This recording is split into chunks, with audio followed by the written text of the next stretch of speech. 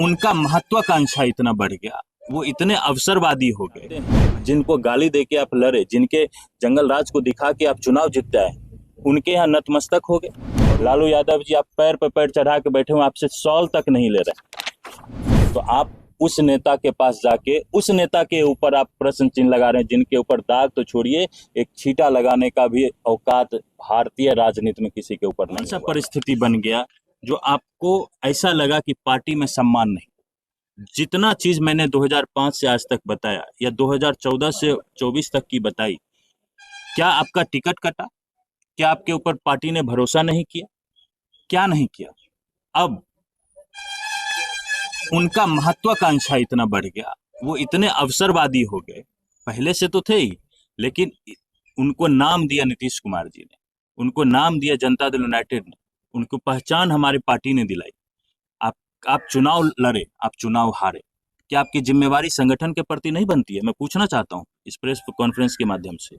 मैं तो ये कहना चाहता हूँ, बड़े शर्म की बात, उनके लिए भी होना चाहिए था, लेकिन डिसअपॉइंटिंग है कि उनके लिए ये बात शर्म की नहीं लगी। पार्टी ने, नेता ने जिसने आपको पहचान दिलाई, आप दूसरी पार्टी में जाते हैं, जिनको गाली देके आप लड़े, जिनके जंगल राज को दिखा के आप चुनाव जीतते आए, उनके यहाँ नतमस्तक हो गए, और उनको वहां जाके अपने प्रेस कॉन्फ्रेंस में क्या बोलते हैं कि नीतीश जी अब उस अवस्था में नहीं। नीतीश जी पे सवालिया निशान लगा रहे हैं, पार्टी के शीर्ष नेतृत्व पे सवालिया निशान लगा रहे हैं। शीर्ष नेतृत्व ने तो आप पे भरोसा हमेशा किया, लास्ट तक आपके ऊपर भरोसा करती रही, तो आप शीर्ष नेतृत्व पे जो सवालिया निशान लगाते हैं, तो एक सवालिया निशान हम भी लगाना चाहते हैं आपके ऊपर। आप कहते हैं कि पार्टी अब लवकुश की पार्टी नहीं रही, पार्टी आप बहुजनों की पार्टी नहीं रही, उनमें कुशवाहा का वो सम्मान नहीं रहा, तो आप आरजेडी में जाके कुशवाहा को बंधक क्यों लगा रहे हैं? ये फोटो देखिए, लालू यादव के चरणों में नतमस्तक, जिन कुशवाहा को हमारे नेता ने सिरमौर बनाया, जिन्हें लवकुश की तरह, भाई एक लव एक कुश, हम अपने भाई की तरह रखे और रखते आए हैं और आगे भी रखेंगे। उस कुशवाहा के जाति के नाम पे आप वोट मांगते हैं, लेकिन उसी कुशवाहा को आप बंधक बनाने की क्या है? ये चरणों में आप देखिए, लालू यादव जी, आप पैर पे पैर चढ़ा के बैठे हुए, आपसे सॉल तक नहीं ले रहे। आप, एक समय ऐसा होता था कि आप कुशवाहा का प्रतिनिधित्व सीमांचल में करते थे और बिल्कुल नीतीश जी के बगल में आप बैठते थे, उनसे बात करते थे सीमांचल की राजनीति पे। आपका औकात क्या हो गया? आप एक बौने की तरह खड़े हुए एक साइड में, और आपकी तरफ देख भी नहीं रहे हैं, वो नेता देख नहीं रहे हैं जिनके ऊपर 1000 दाग लगे हुए। तो आप उस नेता के पास जाके उस नेता के ऊपर आप प्रश्न चिन्ह लगा रहे हैं, जिनके ऊपर दाग तो छोड़िए, एक छींटा लगाने का भी औकात भारतीय राजनीति में किसी के ऊपर नहीं हुआ है। पूर्ण प्रेस कॉन्फ्रेंस में हमारे साथ पटना से चल रहे पार्टी के प्रदेश महासचिव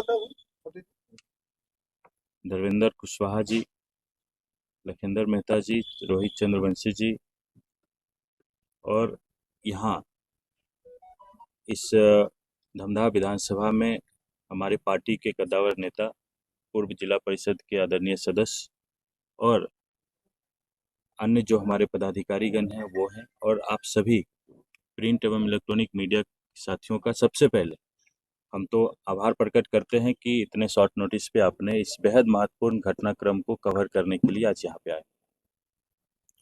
साथियों, पिछले दिनों आपके पूर्णिया जिला में एक राजनीतिक घटनाक्रम हुआ, और आप लोगों ने भी प्रमुखता से उस चीज़ों को चलाया होगा और चलाया भी। उसी घटनाक्रम पे हम लोग आज बात करने के लिए प्रदेश से आए हुए। पहले तो घटनाक्रम ये रहा कि हमारे पार्टी के पूर्व के माननीय सांसद श्री संतोष कुशवाहा जी, वो पार्टी की सदस्यता से त्यागपत्र दिए और आनन फानन में महागठबंधन में आरजेडी को ज्वाइन किया।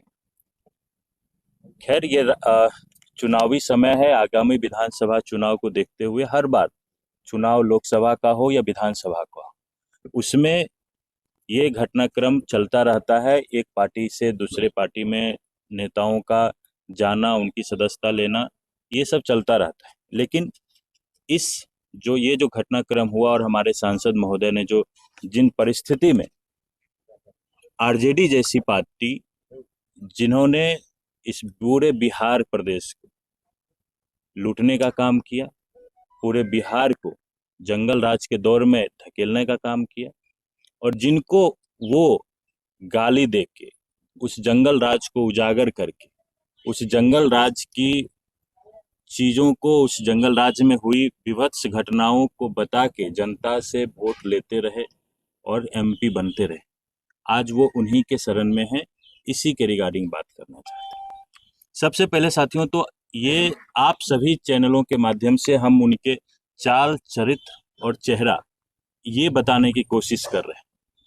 आप अगर उनका राजनीतिक यात्रा वृत्तांत देखेंगे तो 2005 में आदरणीय संतोष कुशवाहा जी निर्दलीय चुनाव लड़े, और फिर जब अल्पावधि में फिर चुनाव हुआ वहां भी हारे, निर्दलीय से भी। फिर अल्पावधि में आपने देखा बिहार के ऊपर फिर से चुनाव 13 दिन के बाद थोपा गया और बिहार में पुनः चुनाव हुई, और उस चुनाव में वो एलजेपी से चुनाव लड़े, वहां भी हारे, 16,000 मत उनको प्राप्त हुआ और तीसरे नंबर पे हो रहे। अब 2010 में जब तीसरी बार वो चुनाव लड़े तो एक नई अलग पार्टी भारतीय जनता पार्टी की सदस्यता से वो चुनाव लड़े, और आप सभी साथी गवाह हैं, आप सभी साथियों के ऑन रिकॉर्ड हैं। बिहार में 2010 में हमारे नेता और बिहार के नए विश्वकर्मा आदरणीय श्री नीतीश कुमार जी के नेतृत्व में क्या लहर थी इस बिहार में, वो सभी आप लोगों ने देखा, और उसका जो मैंडेट आया वो इस बात का गवाह है कि मुख्यमंत्री जी का 2010 में जो क्रेज बिहार में रहा, उस लहर में आदरणीय संतोष कुशवाहा जी नीतीश कुमार जी के लहर में नीतीश कुमार जी के वोटरों का वोट प्राप्त करके वो एमएलए बनते हैं। अब 4 साल वो बीजेपी में रहते हैं, और 2014 में जब लोकसभा चुनाव का मात्र 1 महीना बचता है तो उस 1 महीना पहले आनन फानन में वो जेडीयू की सदस्यता ज्वाइन करते हैं। क्यों? क्योंकि उनकी महत्वाकांक्षा इतनी बड़ी हो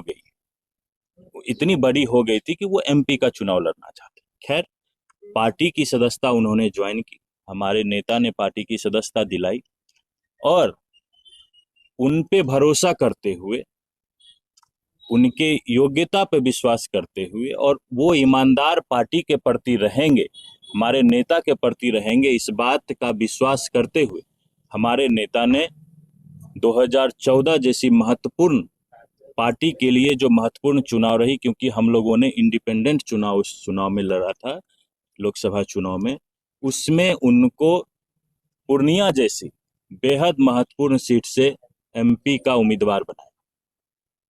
अब कौन सा परिस्थिति बन गया जो आपको ऐसा लगा कि पार्टी में सम्मान नहीं? जितना चीज मैंने 2005 से आज तक बताया या 2014 से 24 तक की बताई, क्या आपका टिकट कटा? क्या आपके ऊपर पार्टी ने भरोसा नहीं किया? क्या नहीं किया? अब उनका महत्वाकांक्षा इतना बढ़ गया, वो इतने अवसरवादी हो गए, पहले से तो थे ही, लेकिन उनको नाम दिया नीतीश कुमार जी ने, उनको नाम दिया जनता दल यूनाइटेड ने, उनको पहचान हमारी पार्टी ने दिलाई। आप चुनाव लड़े, आप चुनाव हारे, क्या आपकी जिम्मेवारी संगठन के प्रति नहीं बनती है? मैं पूछना चाहता हूँ इस प्रेस कॉन्फ्रेंस के माध्यम से। सांसद रहे 2019 में, फिर जब लोकसभा का चुनाव हुआ, हर चुनाव से पहले हमारी पार्टी, और हर पार्टी करती है, हमारी पार्टी सर्वे कराती है विभिन्न स्तरों से। उस सर्वे में आप लोगों को बता दें कि उस सर्वे में आदरणीय संतोष कुशवाहा जी के खिलाफ बेहद ही आक्रोश और एंटी इनकम्बेंसी था 2019 में। उसके बावजूद भी पार्टी ने स्थानीय संगठन से राय विचार करके, यहाँ की नेत्री हैं और धमदाहा की सम्मानित नेत्री हैं और हमारे बिहार सरकार की मंत्री हैं, अभिभावक हैं हम सबों की, आदरणीय श्री लेसी सिंह जी, उनसे भी विचार विमर्श करके उनका भी मत जब मिला कि आदरणीय संतोष कुशवाहा जी को ही लड़ाया जाए पुनः, तो पार्टी ने पुनः उन पे भरोसा जताया, और 2019 में फिर से जदयू के सिंबल पे वो एमपी का चुनाव लड़े, और फिर पूर्णिया में किए गए माननीय नेता के कार्यों को, लेसी सिंह जी हमारी जो नेत्री हैं उन्होंने जो काम किया, पूर्णिया में जो हमारी सरकार एनडीए की सरकार ने जो काम किया, उसके बिहाफ पे उनको प्रचंड बहुमत मिला और वो फिर से दोबारा, क्योंकि आप अपने चरित्र से, आप अपने जो आपकी जो चरित्र रही है अवसरवादी का, उससे आप इतने ज्यादा प्रभावित हैं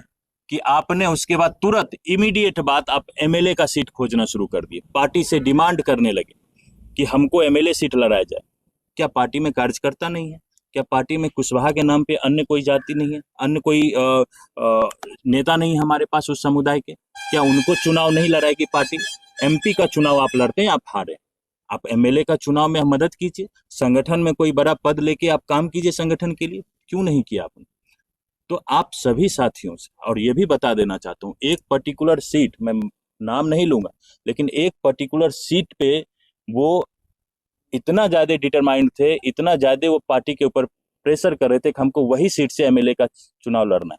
अब आप लोगों के माध्यम से उनसे पूछना चाहता हूँ कि जिस विधानसभा से आप लड़ने की कोशिश कर रहे थे, क्या उस विधानसभा में लगातार 5 साल से जो हमारे पार्टी के अन्य नेता तैयारी कर रहे हैं, क्या उनको टिकट नहीं मिलना चाहिए? आपको इसलिए मिलना चाहिए क्योंकि आप संतोष कुशवाहा हैं? आपको इसलिए मिलना चाहिए क्योंकि आप एक्स एमपी हैं? तो साथियों, उनका अवसरवादी जो चेहरा रहा है, उनका जो इस दल में नहीं मिला, उस दल में, उस दल में नहीं मिला, उस दल में, अब मैं तो ये कहना चाहता हूँ, बड़े शर्म की बात, उनके लिए भी होना चाहिए था, लेकिन डिसअपॉइंटिंग है कि उनके लिए ये बात शर्म की नहीं लगी। पार्टी ने, नेता ने जिसने आपको पहचान दिलाई, आप दूसरी पार्टी में जाते हैं, जिनको गाली देके आप लड़े, जिनके जंगल राज को दिखा के आप चुनाव जीतते आए, उनके यहाँ नतमस्तक हो गए और उनको वहां जाके अपने प्रेस कॉन्फ्रेंस में क्या बोलते हैं कि नीतीश जी अब उस अवस्था में नहीं। नीतीश जी पे सवालिया निशान लगा रहे हैं, पार्टी के शीर्ष नेतृत्व पे सवालिया निशान लगा रहे हैं। शीर्ष नेतृत्व ने तो आप पे भरोसा हमेशा किया, लास्ट तक आपके ऊपर भरोसा करती रही, तो आप शीर्ष नेतृत्व पे जो सवालिया निशान लगाते हैं, तो एक सवालिया निशान हम भी लगाना चाहते हैं आपके ऊपर। आप कहते हैं कि पार्टी अब लवकुश की पार्टी नहीं रही, पार्टी आप बहुजनों की पार्टी नहीं रही, उनमें कुशवाहा का वो सम्मान नहीं रहा, तो आप आरजेडी में जाके कुशवाहा को बंधक क्यों लगा रहे हैं? ये फोटो देखिए, लालू यादव के चरणों में नतमस्तक, जिन कुशवाहा को हमारे नेता ने सिरमौर बनाया, जिन्हें लवकुश की तरह, भाई एक लव एक कुश, हम अपने भाई की तरह रखे और रखते आए हैं और आगे भी रखेंगे।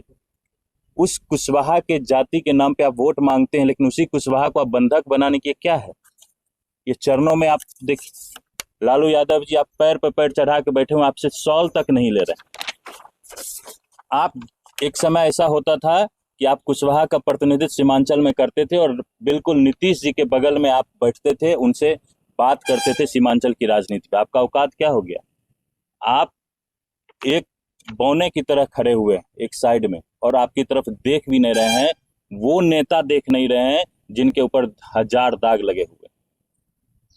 तो आप उस नेता के पास जाके, उस नेता के ऊपर आप प्रश्न चिन्ह लगा रहे हैं, जिनके ऊपर दाग तो छोड़िए, एक छींटा लगाने का भी औकात भारतीय राजनीति में किसी के ऊपर नहीं हुआ है। तो आप बंधक बनाते हैं और जो गलत मैसेज आप देते हैं, तो इस प्रेस कॉन्फ्रेंस के माध्यम से मैं पूर्णिया ही नहीं, जितने लोग आप सभी चैनल के भाइयों को, चैनल को जो सब्सक्राइब किए हुए देख रहे हैं, उन सभी कुशवाहा भाइयों को खास करके मैं कहना चाहता हूँ कि बचिए ऐसे लोगों से, और बचना है। हमारे नेता हमेशा आपको अपना सिरमौर बना के रखें, हमेशा आपको अपने पास बैठाए, हमेशा आपको अपने से ज्यादा तरजीह दिए। ऐसे ऐसे अवसरवादी नेता जो सिर्फ जात के नाम पे पॉलिटिक्स करते हैं और अवसर मिलने पे उन्हीं जात का उपयोग करते हैं, अवसर मिलने पे उन्हीं जात को बंधक किसी और जगह लगाते हैं, फिर किसी और जगह। और आप देखेंगे, देख लीजिएगा, अभी तो सुनने में आया है कि वो यहाँ से शायद मूड बना रहे हैं चुनाव लड़ने का, तो पता चल जाएगा। ये पेड़ के ऊपर प्रभाव नहीं पड़ता, क्योंकि वो पेड़, उनका नींव इतना मजबूत होता है। आप हमारे दल में उस पत्ते की तरह थे, और यहाँ जहाँ पे आप चुनाव लड़ने की कोशिश कर रहे हैं, यहाँ पे आदरणीय लेसी सिंह जी ने विकास की नई गंगा बहाई है हमारे नेता नीतीश कुमार जी के नेतृत्व में। तो आप आएंगे अभी चुनाव में, कहीं से भी स्वतंत्र हैं, लोकतंत्र है, कहीं से भी चुनाव लड़ने के लिए कोई भी प्रत्याशी स्वतंत्र है, लेकिन आप यहाँ चुनाव लड़ने के लिए आएंगे और मैं पूरे विश्वास के साथ धमदाहा में जितने भी हमारे जनता मालिक हैं और यहाँ पे खास करके जिस समुदाय से वो आते हैं वही आपको औकात दिलाएंगे, ये बात आप स्पष्ट रूप से देख लीजिए। इसलिए मैं इस प्रेस कॉन्फ्रेंस के माध्यम से सिर्फ ये बताने की कोशिश कर रहा हूं कि उनका हमेशा से उनके जीवन का, राजनीतिक जीवन का, उनके निजी जीवन पे हम नहीं जाएंगे, राजनीतिक जीवन में वो अवसरवादी नेता थे, हैं और आगे भी उनको अवसर प्राप्त हुआ तो जनसुराज में भी जाएंगे, अन्य दलों में भी जाएंगे और सिर्फ उनको सत्ता का मलाई खाना है। उनके अलावा उनमें समाज सेवा की भावना, जन सेवा की भावना नहीं। यही कहने के लिए हम आप लोगों के बीच में आए हैं स्पष्ट रूप से। और जाते जाते 2 क्वेश्चन उनके लिए मैं छोड़ के जाता हूं और आप लोग भी जब उनसे मिलें तो ये सवाल आपसे आग्रह करता हूं कि करेंगे। उनसे सिर्फ ये पूछना है कि जनता दल यूनाइटेड का एक सदस्य होने के नाते क्या पार्टी के प्रति, संगठन के प्रति आपकी वफादारी नहीं रही कि आप अगर किसी पद पे नहीं हैं, माननीय नहीं हैं, तो आप संगठन में काम करें, पहला। दूसरा, क्या यह सच नहीं है कि 2014 के चुनाव में जब 4 साल लगातार यहाँ पे कोई और प्रत्याशी तैयारी कर रही थी और उस समय आपके ऊपर भरोसा किया गया, क्या यह सच नहीं है कि आपके ऊपर विश्वास, एंटी इनकम्बेंसी होने के बावजूद भी 2019 में आपको पार्टी ने और हमारे नेता नीतीश कुमार ने आपके ऊपर भरोसा किया? क्या यह सच नहीं है कि 2024 में आपके हर सर्वे आपके अगेंस्ट आने के बावजूद भी, आज सामने मजबूत प्रतिद्वंदी होने के बावजूद भी, ये जानते हुए कि हो सकता है पार्टी ये सीट लूज कर जाए, फिर भी पूरे ताकत के साथ आपको पार्टी ने लड़ाई और पूरे ताकत के साथ पूरी संगठन आपके पीछे लगी रही? क्या ये सत्य नहीं है? ये 3 सवाल हम आपसे आग्रह करेंगे कि आप पूछेंगे। और एक सवाल और, आप ये जरूर पूछिएगा कि क्या राजद में जाके आप जनसेवा और समाज सेवा कर पाएंगे? जहां परिवारवाद की पार्टी है, जहां सिर्फ लालू, राबड़ी, तेजस्वी, और देख लीजिए आज ही तेजस्वी यादव और लालू, राबड़ी पूरे परिवार के ऊपर आरोप तय हो चुके हैं। IRCTC मामले में वो अपराधी सिद्ध हो चुके हैं, उनके ऊपर केस तय हो चुका है, सिद्ध हो, तो उनसे ये भी पूछ लीजिएगा। बहुत बहुत धन्यवाद आप सभी लोगों का। कि मुट्ठी भर हमारी पार्टी में मुट्ठी भर नहीं है, 75 लाख तो सदस्यता पिछली बार हम लोगों ने किया है, मुट्ठी भर नहीं है। और मैं तो आपको बता दिया कि वो जब पार्टी जब बदलते हैं, घर जब बदलता है, तो वही जिन्होंने उनको पाल पोस के बड़ा किया उनके ऊपर वही आरोप लगाते हैं। हमारी पार्टी एकमात्र सर्वमान्य नेता है वो है नीतीश कुमार और उन्हीं के नेतृत्व में पूरी पार्टी चलती है। अच्छा, क्या ये कदवा सीट को लेकर? मैं वही बोल रहा हूँ कि एक पर्टिकुलर सीट है, वो कदवा का सीट रहे या किसी और का सीट रहे, एक पर्टिकुलर सीट का वो थे कि हमको ये पर्टिकुलर सीट चाहिए ही चाहिए किसी भी मामले में। और अगर कदवा की ही बात अगर रेफरेंस में अगर हम डाल भी देते हैं तो कदवा कटिहार की एक सीट है। आप पूर्णिया के माननीय सांसद है, कटिहार में हमारे ऑलरेडी संगठन के कई सारे कार्यकर्ता अपनी दावेदारी प्रस्तुत कर रहे थे, तो उस जगह पे कैसे एक संगठन के आदमी को काट के आपको माननीय बना दिया जाए?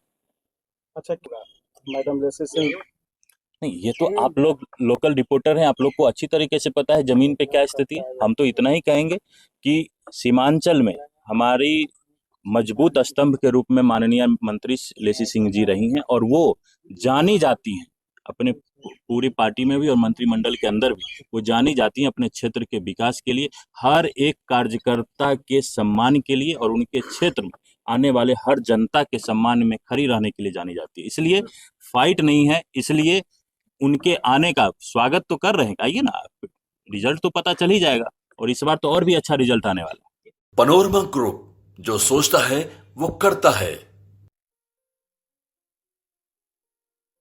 ये लो, मुंह मीठा करो, आज मैंने अपना जॉब छोड़ दिया, अब हम पूर्णिया वापस जाएंगे। जॉब छोड़ दिया है?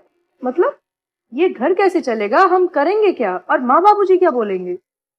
इसलिए मैं एक और मिठाई का डब्बा लाया, अपने बिजनेस के लिए लोन अप्रूव हो गया। अरे लोन अप्रूव हो गया वो तो ठीक है, लेकिन पूर्णिया में हम रहेंगे कहाँ? अपना घर भी तो नहीं है वहाँ। इसलिए तो एक और मिठाई का डब्बा अलग से लाया हूँ, हमने पूर्णिया में घर ले लिया है, पूर्णिया के ई होम्स पैनोरमा में। पूर्णिया में पैनोरमा ग्रुप लेकर आए हैं ई होम्स पैनोरमा, बड़ा घर, आलीशान जिंदगी और अत्याधुनिक सुविधाओं के संग। अरे अब क्यों मुंह मीठा करवा रही हो? क्योंकि हम घर वापसी जो कर रहे हैं। घर वापसी की खुशी पूर्णिया में ई होम्स पैनोरामा के संग। E homes panorama, luxurious lifestyle redefined.